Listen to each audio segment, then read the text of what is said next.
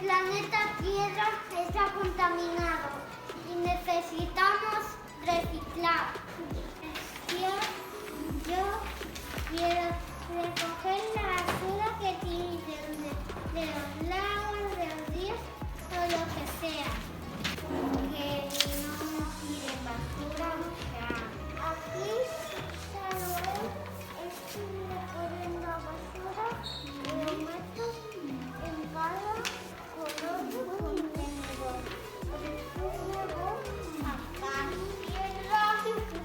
Está contaminado porque tiráis basura al mar. Así que cuando tiráis basura, sabéis que no podéis tirar basura porque va a contaminar mucho el planeta. Así que el planeta se va a poner triste y cuando recojáis toda la basura se va a poner contento.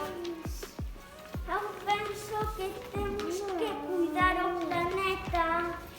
El reciclar, recoger a basura, lo chan para despois tirala no contenedor que pertenece.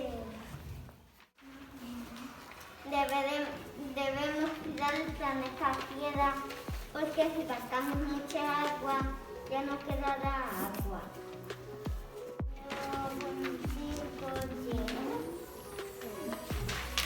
No cortar los árboles, usar menos humos, no tirar la basura al agua porque contamina y cuando un animal la coma se muere.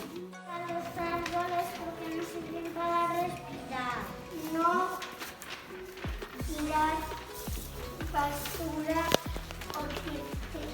no tirar basura al suelo y no tirar cristales en el monte, porque si no los animales se mueren y quedan rojos y eso es malo para el planeta. Cortar árboles cerca del río si no hay castores, porque si no se pueden atacar los ríos.